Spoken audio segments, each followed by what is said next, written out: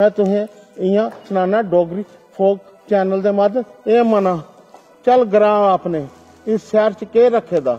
दिखने की मिलदा नहीं उगदा सूरज चिमनी दे धुएं ने चन भी छपाइए रखे दा ए मना चल ग्रां अपने इस शहर च एक गिलास दी पानी दी कीमत ने त्रै रखे दा ए मना मेरे ग्रां च बोलियां ने दुनिया दी प्यास की बुझाइए रखे दा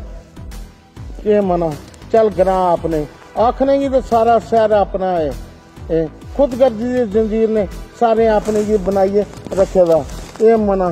चल ग्रां अपने जिथे दुनिया बेगाने की भी अपना बनाइए रखे दा ए मना चल ग्रां अपने। डोगरी फोक एक ऐसा प्लेटफार्म है जिस कोई खुदगर्जी नहीं है कोई कुछ नहीं कि ये मां बोली की फलाने दी एक प्लेटफार्म है ये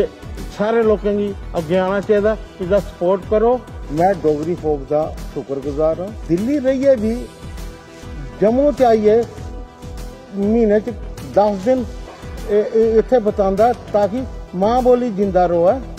और इहदे कारण मैं बड़ा शुक्रगुजार हाँ कि ये मां बोली की जिंदा रखने ताई बड़े प्रयास कर रहे। पैसे लगते हैं दिल्ली आने ताई दिल्ली जाने ताई मुफ्त नहीं काम होंदा कोई लेकिन इहदी लगन इहदी श्रद्धा अपनी मातृभूमि के प्रति मैं आभारी हाँ। ये मेरी गल सुनो